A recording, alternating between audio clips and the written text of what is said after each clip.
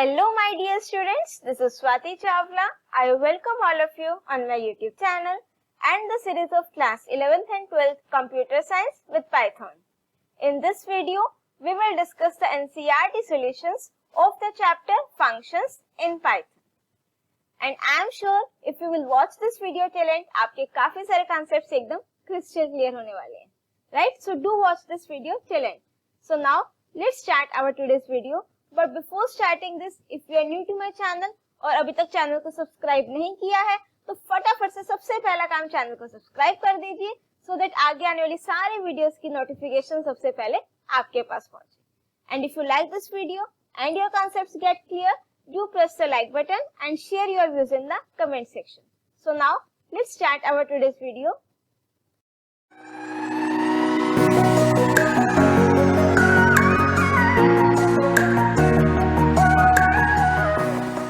So now let's start with our very first question, that is observe the following programs carefully and identify the error.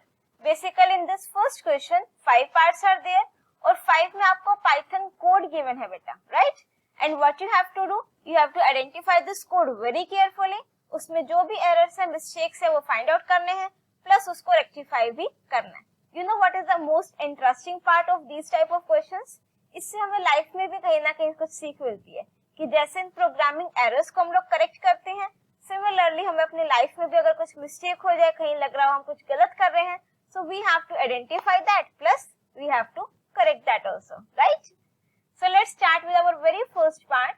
Def, this is the name of the keyword also, और यहाँ से हमारा function definition part start होता है. This create, this is the name of the function. Text and FREQ frequency, these are my two arguments. For loop start है बेटा. For I in range 1 comma frequency print function given है, create function call statement है. अब जब भी आपको error finding के questions होंगे, एक एक लाइन एक एक वर्ड बहुत अच्छे से चेक करना है, राइट? सो अब यहाँ पर आपने सबसे पहले चेक करना है कि जो डेफ कीवर्ड है इसमें डी कैपिटल नहीं होना चाहिए, राइट? तो यहाँ पर ये हमारा स्मॉल ही गिवन है. उसके बाद function name, this is correct. यहाँ पर फंक्शन कॉल स्टेटमेंट है, राइट? अब अगर मैं देखूं अपने फंक्शन कॉल स्टेटमेंट को, तो here I am passing one argument only, but here in the function definition we are having two arguments. तो दैट मींस ये तो कहीं मिसमैच है, बिकॉज यहाँ पर हमें डिफॉल्ट आर्ग्यूमेंट भी नहीं गिवन, इसकी डिफॉल्ट वैल्यू भी नहीं गिवन कि अगर मैं एक वैल्यू पास करूं तो it can consider the default value, but this is also not the case. So what will be the error in this? See, the function create is defined using two arguments, right? Text and frequency. दो arguments है, but in the function call statement only one argument is passed as a parameter. ठीक है, यहाँ पर सिर्फ एक ही argument को pass कर रखा है. It should be written as create 5,10, that is with two parameters. यहाँ पर कोई भी second value आप लिख सकते हो. It's not necessary you have to write 10 only. You can write any value, right? Now see the second part. Observe the following program carefully, और इसमें भी आपको error find out करना है. From math, import, sqrt and seal. Now see this. Whenever we are using any inbuilt function from a particular module, so in order to use those functions in our program, there are two methods. We have to import the module. The first method is either you can use the import statement, right? So that means if I write import math, so what does this mean? कि math module के सारे inbuilt function, सारे variables आपके program में import हो जाएंगे, और उसको जब हम कॉल करेंगे तो what will be my syntax? Module name dot function name, right? और सेकंड मेथड मेरे पास आता है from math means module name, import function names और variable names, right? So if I am using this method तो only particular functions will get imported. सो अगर मैंने ये स्टेटमेंट लिखी है बेटा from math and import sqrt, so this means कि math module से हमने सिर्फ दो फंक्शंस को इंपोर्ट किया है, that is sqrt and seal. But यहाँ पर look at this very carefully, we are using the cos function. ठीक है, cos function तो इंपोर्ट हुआ ही नहीं, तो यहाँ पर ये आपको एरर जनरेट करेगा. ठीक है, यहाँ पर आप चेक कर सकते हो कैसी फंक्शन है, आर्गुमेंट पास नहीं किया है. Here also this is not receiving any value, right? So यहाँ पर जो मिस्टेक है that is, अब या तो मैं इंपोर्ट मैथ लिख दूं, ठीक है, और what else I can do, अगर मैं import math लिखूंगी तो यहाँ पर भी मुझे चेंज करना पड़ेगा math dot cos 0, right? Second alternative, what can I do? Can I write comma cos here? Obviously. I can skip these two also क्योंकि ये तो मेरे प्रोग्राम में यूज नहीं हो रहे हैं, राइट? तो अगर आपने नहीं भी हटाना है तो आप सिंपल कोमा करके cos लिख सकते हैं. Otherwise you can write only cos function. So only sqrt and ceil functions have been imported from the math module, but here cos function is used. So from math, import cos should be written in the first line for the cos function to work properly. ठीक है? और भी इसको correct करने के जो alternatives हैं that I told you, right? Now see this third part of this question. My num. This is my global variable, right? ये आप सबको पता होना चाहिए global variable कौन से होते हैं. So this is my global variable. The variable which is defined outside the function definition part. And it can be accessed anywhere in a program. This is my function definition part. Add function है. ठीक है, add 9 function call कर रखा है, यहाँ value नहीं है, यहाँ भी नहीं है. ठीक है, फंक्शन का नेम चेक करो, this is also correct. So अब जरा हम आते हैं फंक्शन डेफिनेशन पार्ट पे. Now see this function definition part, this statement my num equals to my num plus 9. This is my global variable, right? अब यहाँ पर अगर मैं माई नम को यूज कर रही हूँ बेटा, या तो मेरे पास यहाँ पर लोकल वेरिएबल में कोई वैल्यू हो माई नम की.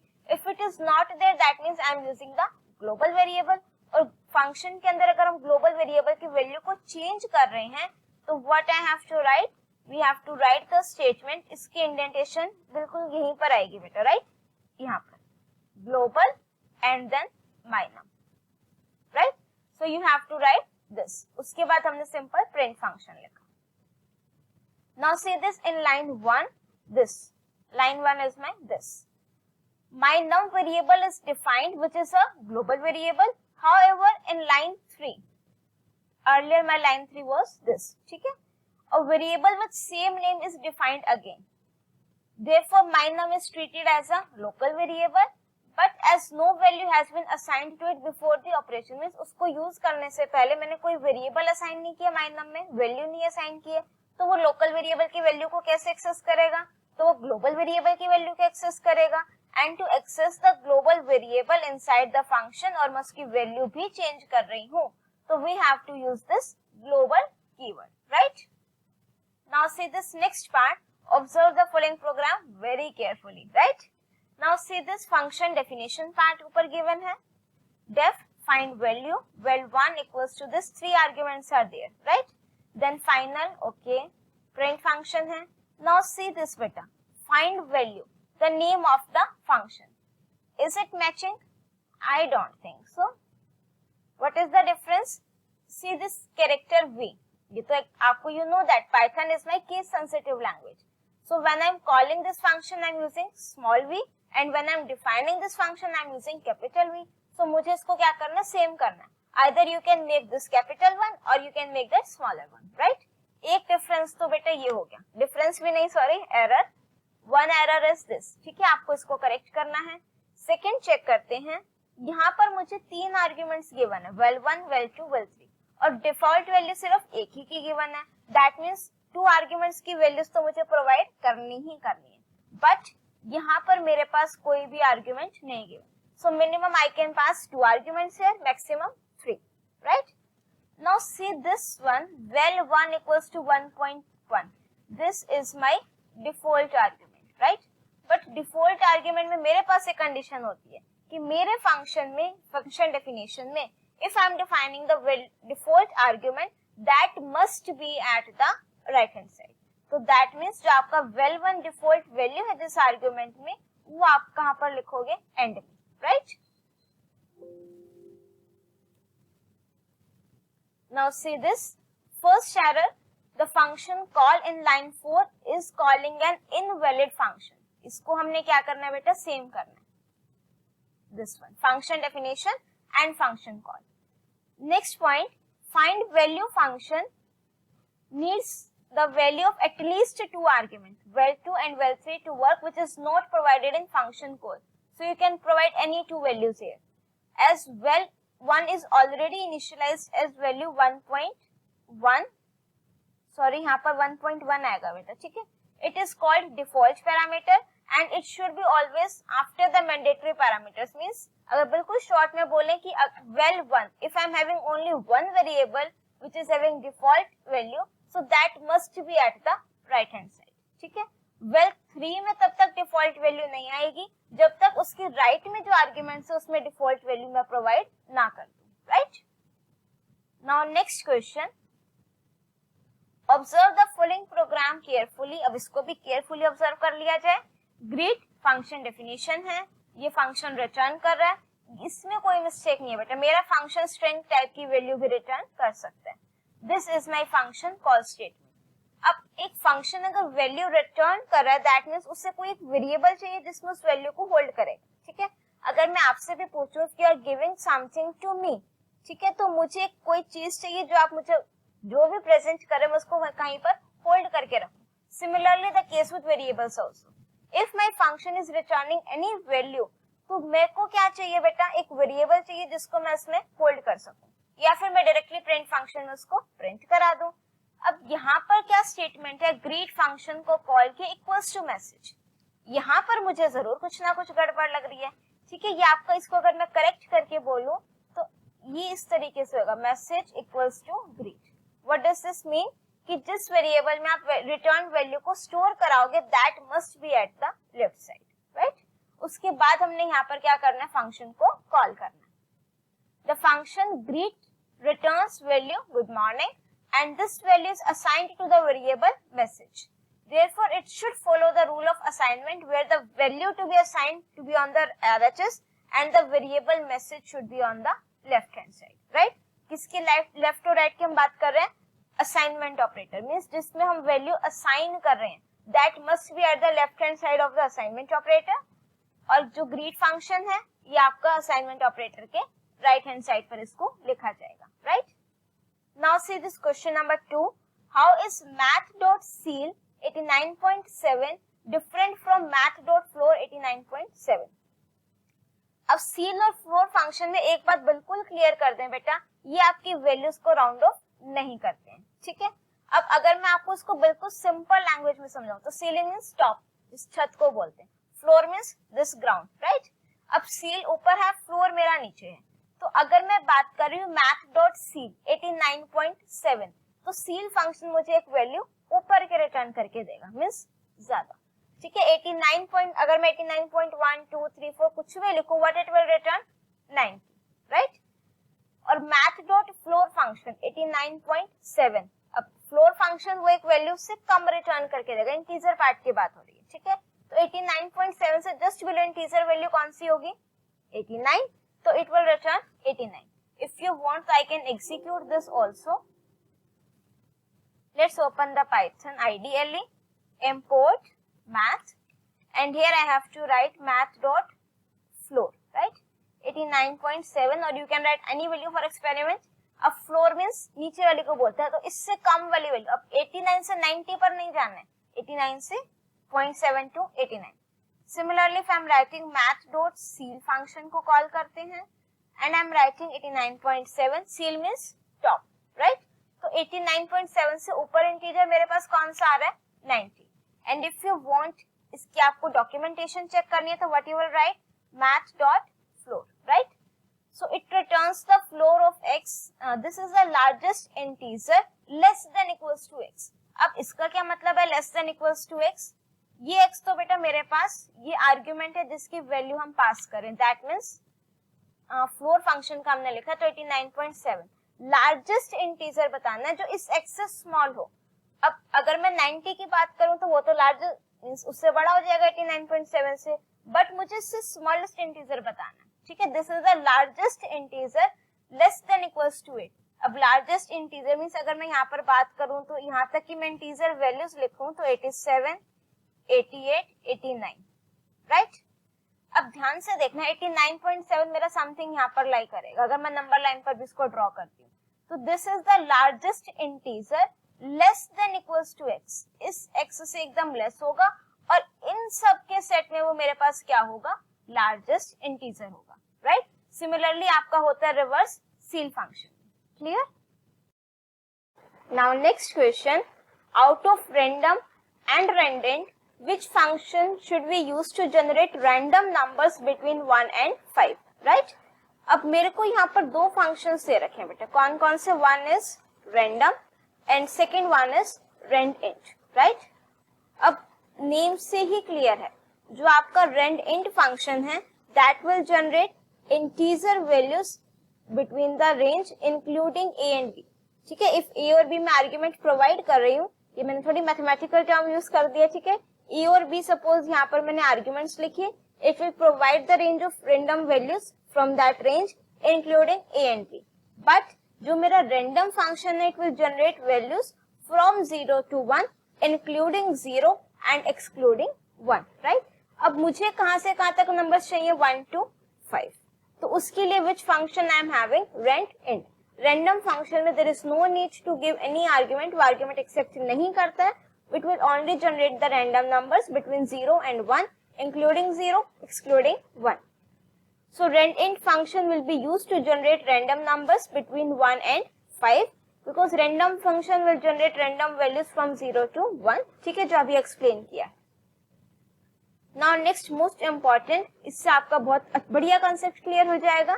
How is built-in function POW different from function math.pow explained with the help of an example, ठीक है? अगर आपको पता हो तो जो POW फंक्शन है, right, which is used to calculate the power of any number.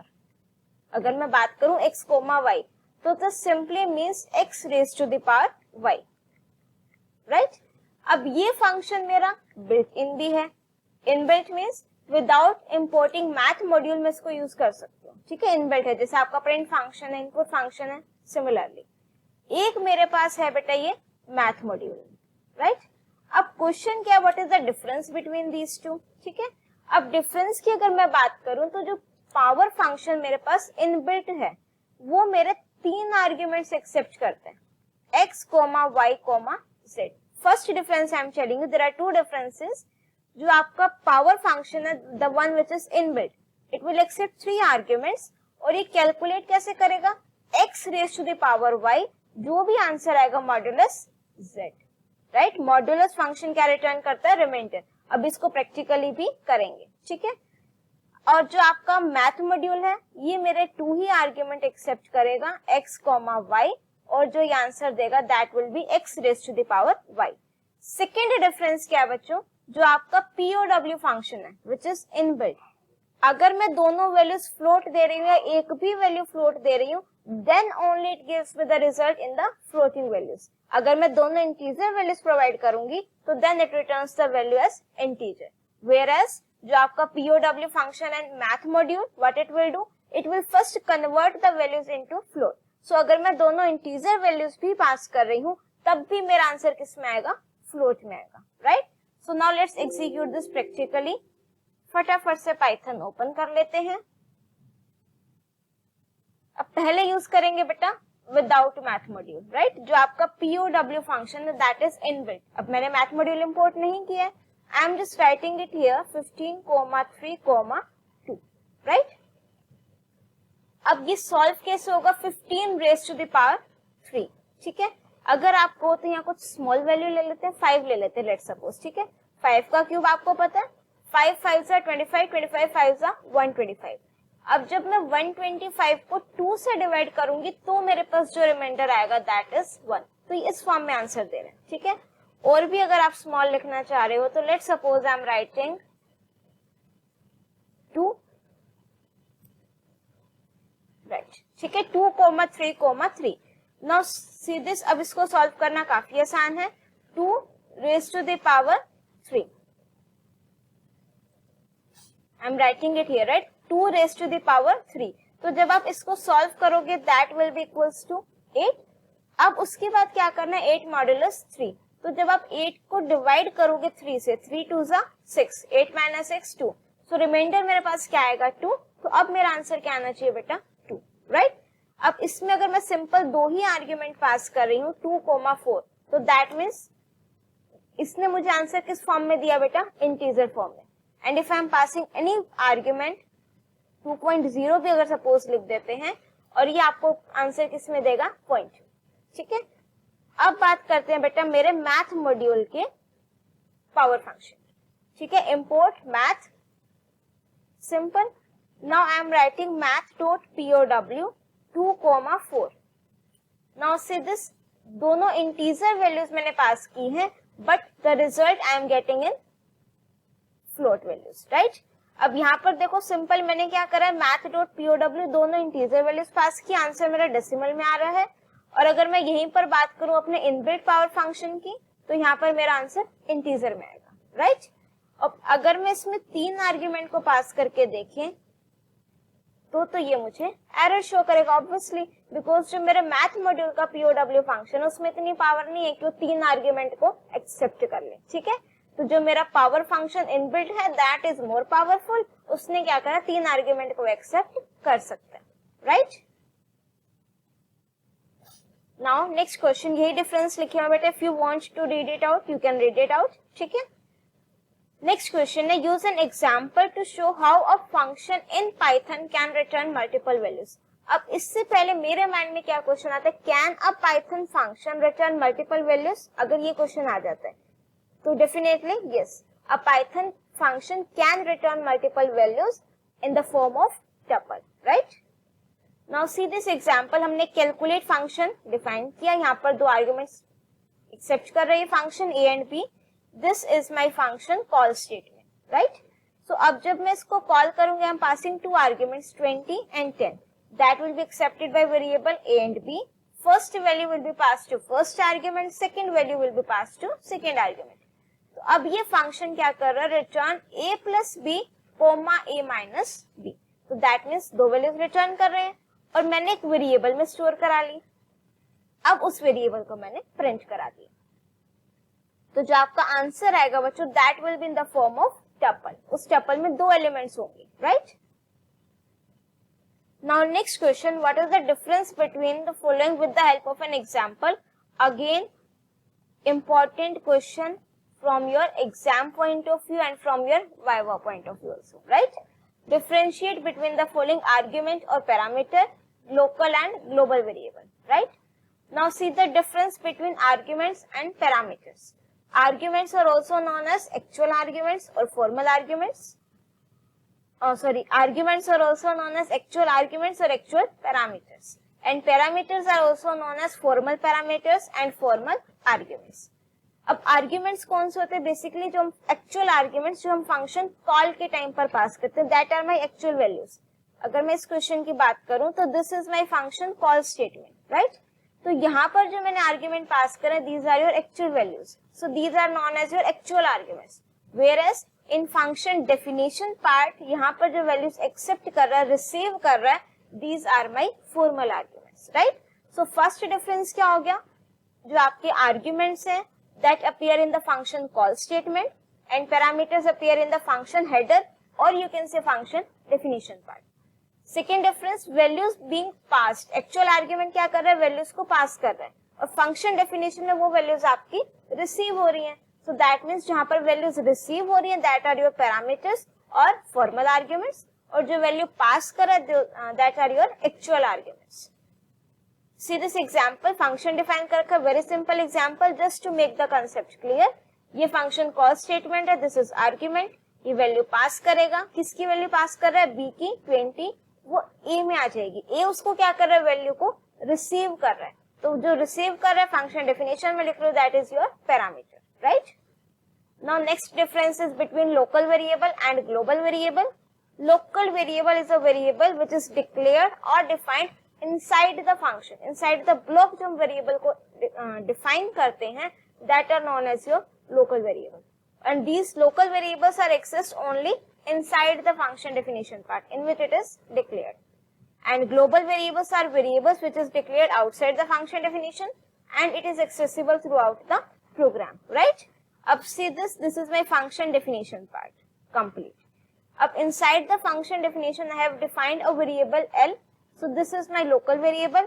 Inside the function only I can use this variable. Means here I cannot use this statement print L. It will generate the error. अब वहीं अगर हम बात करें g equals to 10, this is my global variable. This is declared outside the function definition part, right? और इसको आप inside the function भी एक्सेस कर सकते हो प्रिंट करा करके, प्लस आउटसाइड द फंक्शन तो हम इसको एक्सेस कर ही सकते हैं, right? It is accessible throughout the whole program. Now next question, does a function always return a value? Explain with the help of an example. कि जो मेरा फंक्शन है क्या वो हमेशा ही वैल्यू रिटर्न करेगा? So the answer for this is yes, definitely. In Python, my function always return a value. Doesn't matter I am using the return statement or not. By default it will return none. Right? Let's do this practically. कि ma'am आपने तो बोल दिया value return नहीं करेगा, हमने तो पढ़ा हुआ कि वैल्यू मींस आपने तो बोल दिया कि वैल्यू रिटर्न करेगा, बट हमने तो पढ़ा हुआ वैल्यू रिटर्न नहीं करेगा. किसकी बात पर ट्रस्ट करें? ऑब्वियसली जो हम जिसको हम एग्जीक्यूट करेंगे, right? Now let's suppose I M defining the function here, let's suppose greet. ठीक है, यहाँ पर मैंने रिटर्न स्टेटमेंट तो लिखनी ही नहीं है, print good morning, right? Simple message print कराए, बिल्कुल करेगा. ठीक है, अब यहाँ पर हम क्या करते हैं, फंक्शन को कॉल करते हैं, राइट? बट एक चीज और करते हैं, जब हम फंक्शन को कॉल करें एक वेरिएबल और ले लेते हैं टू चेक कि हमने तो रिटर्न स्टेटमेंट नहीं लिखी, तो क्या ये वैल्यू रिटर्न कर रहा है कि नहीं कर रहा है, राइट? तो अब हम इसको क्या करा देते हैं, प्रिंट करा देते हैं. किसको? A variable. Let's execute this. Now see this, it is printing good morning. वो किस तरीके से प्रिंट हो रहा है? Because of this print function, right? अब इस फंक्शन में हमने रिटर्न स्टेटमेंट को मेंशन नहीं किया है, तो दैट डजंट मीन कि it will not return a value, right? अब ये चेक करने के लिए हमने यहाँ पर एक वेरिएबल लिया which is holding the value that my function returns, right? So यहाँ पर हमने इस ए को जब प्रिंट करा तो it is returning none, right? Now see this reason very carefully. A Python function will always have a return value. ठीक है, इसकी रिटर्न वैल्यू होगी. If you don't explicitly use a return value, what does this mean? कि आप return statement को use नहीं भी कर रहे हो, और if you totally omit the return statement, आप रिटर्न स्टेटमेंट को omit भी कर रहे हो, तो then Python will implicitly return a default value. The default value return will always be none. Clear? कि मेरा जो फंक्शन है वो बाय डिफॉल्ट अगर कोई वैल्यू रिटर्न नहीं करे तो by default it will return none, right? Now last question, very interesting program, right? Write a program in Python to prompt the user to enter user name and password. ठीक है, kind of login screen I want to develop. उसमें मुझे user से user name भी चाहिए, password भी enter कराना है. If both the credentials are correct, display a message login successful. A user can try maximum 3 attempts. भाई मैंने कंडीशन दे दी, ऐसा ना हो कि तुम बार बार यूजर नेम भी एंटर करते जाओ, पासवर्ड भी एंटर करते जाओ. नहीं, जो मेरा लॉगिन स्क्रीन है दैट कैन ओनली मींस उसमें मैक्सिमम 3 अटेम्प्ट हो सकते हैं, राइट? अब काफी स्टूडेंट्स को क्या प्रॉब्लम रहती है, स्पेशली ड्यूरिंग द प्रोग्राम्स और जब लॉजिक बनाने होते हैं, कि ma'am how to make a program, इसको याद कैसे करें. Let me make you this thing very clear. There is no need to learn the program. The only thing, उस प्रोग्राम को रीड करो, problem is given to you, read it out once, twice, thrice, जितनी बार आप चाहो उसको अच्छे से read कर लो. आपके माइंड में अपने आप लॉजिक डेवलप होगा. लॉजिक में एटलीस्ट आपको एक स्टार्टिंग मिल जाएगी from where you have to start your program. ठीक है, so instead of writing the others code, just try to develop your own code. उसी में करेक्शन करो अगर मिस्टेक नहीं होती है, और मिस्टेक होना तो बहुत बढ़िया बात है, उससे तो काफी कुछ सीखने को मिलता है, right? So now let's develop this program. बिल्कुल स्टेप बाय स्टेप करेंगे. ऐसा नहीं होगा कि मैं कंप्लीट प्रोग्राम लिख दूं फिर उसको एग्जीक्यूट करूं, नो. ठीक है, बिल्कुल स्टेप बाय स्टेप आपको एक स्टेटमेंट, एक वर्ड का मीनिंग एक्सप्लेन करेंगे सो दैट ये आपको एकदम क्लियर हो जाए, राइट? तो सबसे पहले तो एक पाइथन को ओपन कर लिया जाए आइडियली को, राइट? अब उसके बाद मुझे पता है कि मुझे यूजर से क्या क्या चाहिए, यूजर नेम एंड पासवर्ड. तो दैट मीन्स मुझे इनपुट फंक्शन यूज करना, right? Let's do in this only.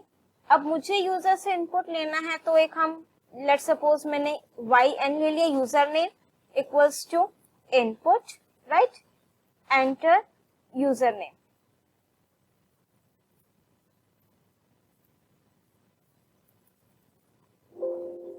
अब सेकेंड मुझे चाहिए पासवर्ड. लेट्स सपोज उसके लिए I am taking variable p.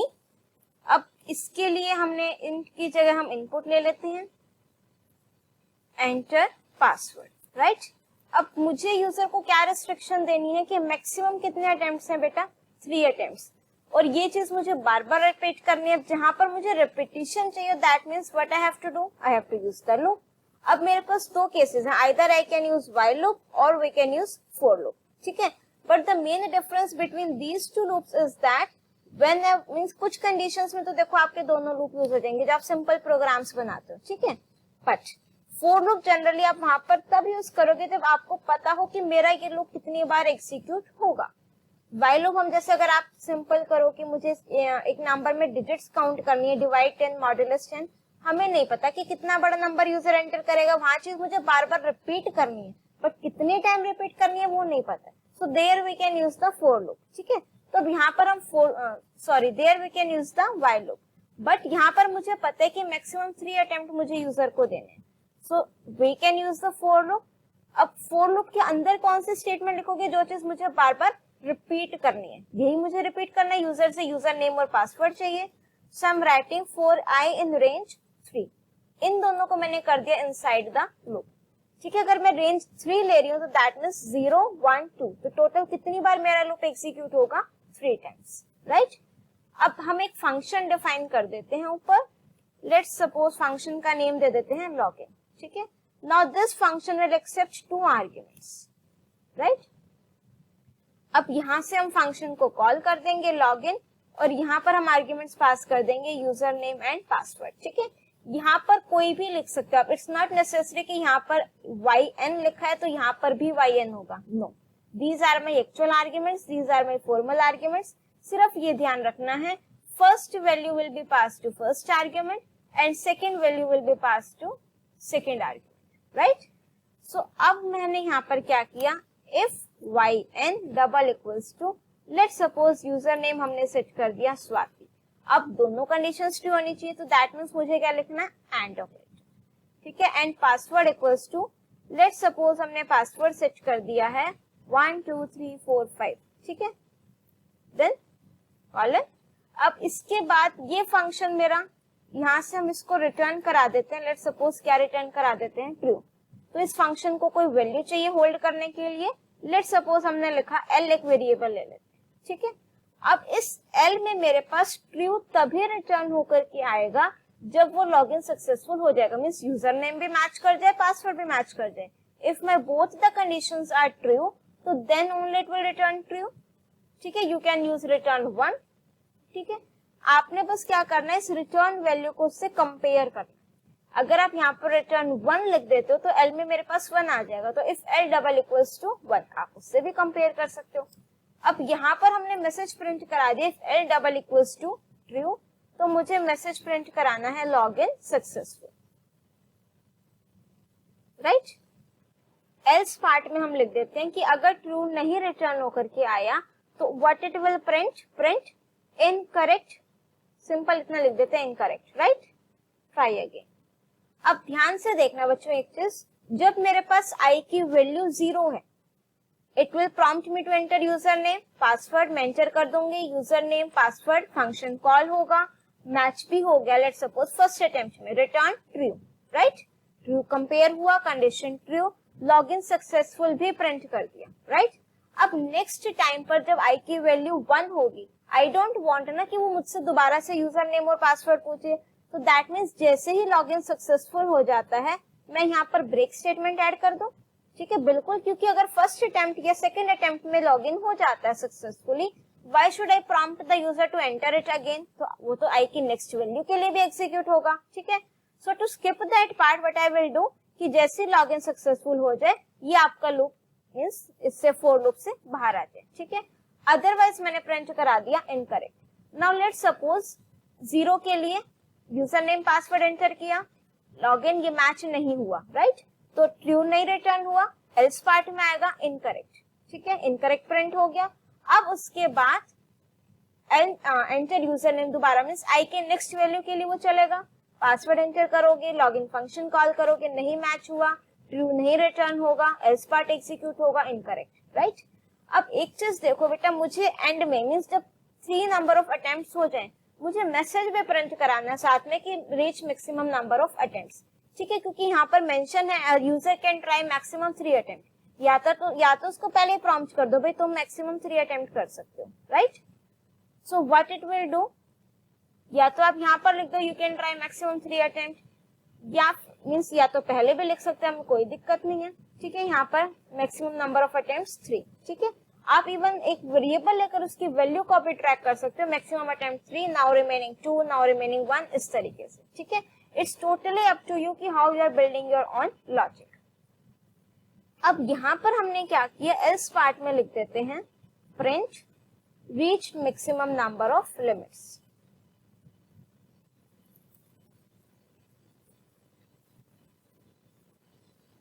Right, ठीक है। अगर वो भी एक बहुत बढ़िया लॉजिक है, it's I am leaving it up to you कि आप जरूर ट्राई करना, एक वेरिएबल ले लेना, उससे ट्रैक करना। सिंपल क्या करोगे, सपोज मैक्सिमम अटेम्प्ट 3 है, 3 से इनिशियलाइज कर लोगे, ठीक है। जब जब वो इनकरेक्ट होगा उसकी वैल्यू को डिक्रीज करके प्रिंट करा दो कि remaining attempts this one, right.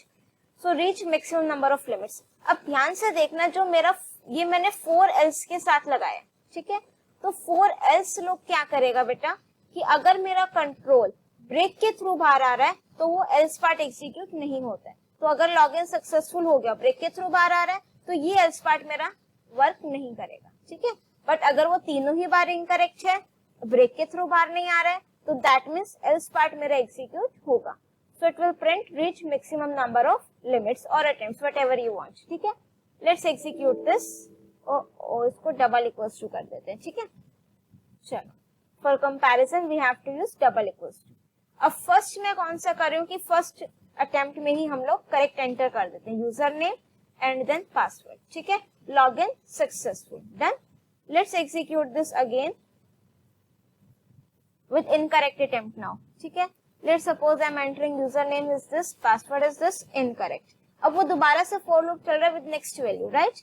Username हमने एंटर कर दिया, लेट्स सपोज नेहा, और पासवर्ड हमने एंटर कर दिया। अब एक कंडीशन ट्रू है, ठीक है, बट मेरी तो दोनों होनी चाहिए। अब भी इनकरेक्ट हो गया, username let's suppose this and password let's suppose this, right. So अब 3 अटेम्प्ट मेरे पास हो गए, इनकरेक्ट इनकरेक्ट इनकरेक्ट।